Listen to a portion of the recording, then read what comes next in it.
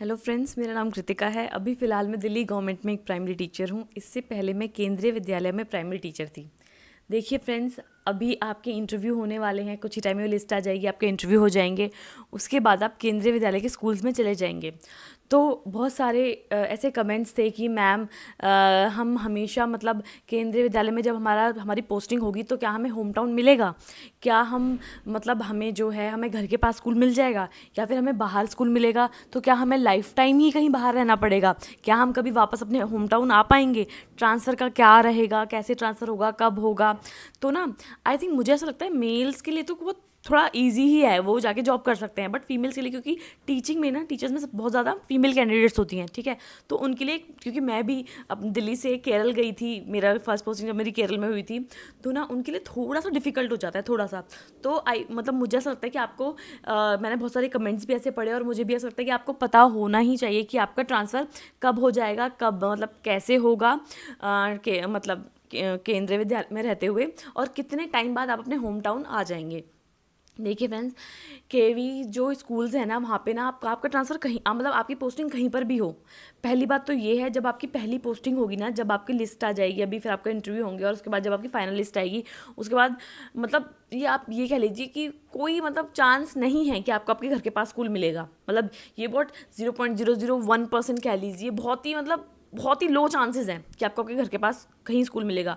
आपको कहीं दूर ही किसी और स्टेट में ही स्कूल मिलेगा, ठीक है। आपकी जो फर्स्ट पोस्टिंग होगी वो कहीं दूर किसी और स्टेट में ही होगी, ठीक है। तो आप ये तो प्रिपेयर कर लीजिए कि जैसे ही आपकी जॉब लग जाएगी, आपको अपने होम टाउन से तो जाना ही पड़ेगा, ठीक है। वहाँ पर आपको कितने साल रहना पड़ेगा? वहाँ पे आपको 3 साल रहना पड़ेगा, ठीक है। क्योंकि आप मतलब ट्रांसफ़र के लिए एप्लीकेबल, मतलब आप कब उसको अप्लाई कर पाएंगे? आप सिर्फ 3 साल बाद ही उस जो भी एप्लीकेशन फॉर्म आएगा उसका ट्रांसफ़र का, उसे भर पाएंगे, ठीक है। उससे पहले आपका जो एप्लीकेशन फॉर्म होगा वो कैंसिल हो जाएगा, मतलब वो मानेंगे नहीं, ठीक है। उसको आप एलिजिबल नहीं रहेंगे, वो उसको कैंसिल कर देंगे, ठीक है, अगर आपने भर भी दिया तो क्या होता है, आप 3 साल के बाद ही वो फॉर्म भर पाओगे, ठीक है। उसके बाद क्या रहेगा, जो आपके 3 साल है ना, हर साल में आपको 2 पॉइंट मिलते हैं, मेल फीमेल दोनों को 2-2 पॉइंट हर साल के मिलते हैं, तो आपके 6 पॉइंट्स हो गए। अच्छा, एक बात और फ्रेंड्स, केवी में जो ट्रांसफ़र होते हैं ना, वो ना पॉइंट्स के बेस पर होते हैं कि जिसके जितने पॉइंट्स उसको उस जगह पे ट्रांसफ़र, ठीक है। आप मैं बात ऐसे सपोज़ कीजिए, मुझे जब मैं केरल में थी और भी लोग थे, तो मुझे चंडीगढ़ ट्रांसफ़र लेना है, ऐसे सपोज़ कीजिए, ठीक है। चंडीगढ़ में उस स्कूल में, जिस स्कूल में मुझे ट्रांसफ़र लेना है, उस स्कूल में 4 सीट्स हैं, ठीक है। और कुछ ऐसे मतलब टीचर्स हैं और बाकी जगहों पे उनको भी चंडीगढ़ के उस स्कूल में ट्रांसफ़र लेना है। तो आप सपोज़ कीजिए 4 सीट्स हैं और 15 लोगों ने ट्रांसफ़र अप्लाई करा है उस स्कूल के लिए। तो उन चारों में जिसके सबसे ज़्यादा पॉइंट होंगे ना, पहली सीट उसे मिल जाएगी, दूसरी उससे कम, तीसरी उससे कम, चौथी उससे कम, ऐसे। तो पॉइंट्स का बहुत ज़्यादा बड़ा रोल रहता है केवी के ट्रांसफ़र्स में, ठीक है। फीमेल के लिए एज सच ऐसा कोई बेनिफिट नहीं है, क्योंकि बहुत लोगों ने पूछा कि मैम फीमेल के लिए कुछ बेनिफिट्स हैं। एज सच ऐसा कुछ बहुत बड़ा बेनिफिट नहीं है, बस उनको ना पॉइंट्स थोड़े से एक्स्ट्रा दे देते हैं कि वो फीमेल कैंडिडेट है, तो उनको 20 पॉइंट एक्स्ट्रा मिल जाते हैं। जब आपके 3 साल पूरे हो जाएंगे ना, तो आपको जितने भी आपके पॉइंट्स बनेंगे उसमें 20 पॉइंट्स ऐड हो जाएंगे, ठीक है। बट उन 20 पॉइंट से आप ये सपोज मत कीजिएगा कि किसी मेल के पॉइंट्स आपसे कम ही हो रहे होंगे। नहीं, ऐसा भी हो सकता है कि आपके 20 पॉइंट मिलाकर भी किसी और टीचर के, मेल जो हैं किसी और टीचर के, उसके पॉइंट्स आपसे ज़्यादा ही हों, तो उसको ट्रांसफ़र मिल जाएगा, आप फिर नहीं मिल पाएगा, ठीक है।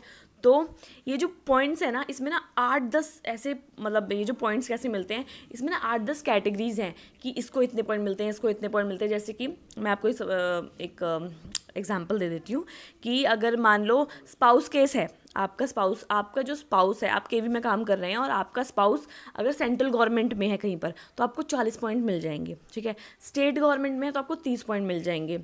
केवी में ही आपका स्पाउस है, आपसे दूर है कहीं, ठीक है, तो आपको 50 पॉइंट मिल जाएंगे, ठीक है। ऐसा है, तो ऐसे ना पॉइंट्स डिवाइड किए हुए हैं।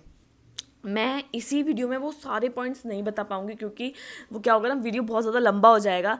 तो अगर आप चाहते हैं कि मैं डीपली बताऊँ, तो आप मुझे कमेंट कर दीजिएगा। मैं फिर फॉर श्योर इस पर एक वीडियो बना दूंगी कि किसको कितने पॉइंट मिलेंगे, तो आप अपने पॉइंट्स ईजिली कैलकुलेट कर, मतलब आप सोच लेना कि आपको कितने पॉइंट्स मिल सकते हैं और आपका ट्रांसफ़र कब होगा।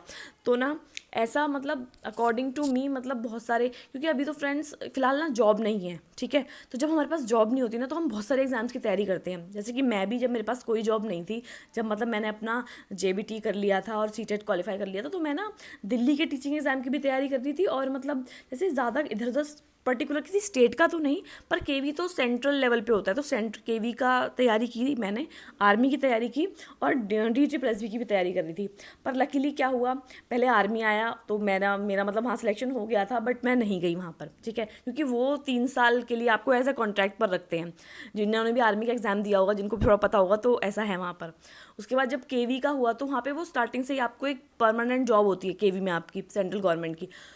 तो मैं वहाँ चली गई, लेकिन मैं फिर भी अपनी DSSB की तैयारी करती रही, क्योंकि थोड़ा सा होता है कि आप मतलब एक एज अ फीमेल कैंडिडेट के लिए थोड़ा सा है कि आप बाहर रहना हल्का सा मतलब मुश्किल है थोड़ा, ठीक है। तो मैंने तैयारी करती रही उसके साथ साथ, और कुछ ही टाइम बाद फिर DSSB ने एग्ज़ाम ले लिया। और फिर मैं मतलब वहाँ पर जब तक ज्वाइनिंग हुई, पूरा प्रोसेस हुआ, DSSB थोड़ा स्लो चलता है, उस टाइम में थोड़ा स्लो था, तो पूरी ज्वाइनिंग होते होते मैंने वहाँ पे अपने पूरे 4 साल पूरे कर लिए, क्योंकि फिर बीच में कोरोना भी आ गया था, ठीक है फ्रेंड्स। तो अगर आप चाहते हैं कि मैं इस पर एक डिटेल में वीडियो बनाऊं केवी के ट्रांसफ़र पॉइंट्स के बारे में, तो आप मुझे कमेंट कर दीजिएगा, फिर मैं एक वीडियो बना दूंगी इस पर, तो आपको एक आइडिया हो जाएगा। केवी की जॉब एज सच वैसे बहुत अच्छी है, ठीक है, कोई प्रॉब्लम नहीं है, आपको बहुत अच्छी फैसिलिटीज़ मिलती है, बहुत अच्छी सैलरी मिलती है, ठीक है। अगर आपको जॉब नहीं है तो ऑब्वियसली जॉब लेना ही बहुत बड़ी बात है, ठीक है, कहीं सिलेक्शन मिलना ही बहुत बड़ी बात है गवर्नमेंट में, तो ठीक है।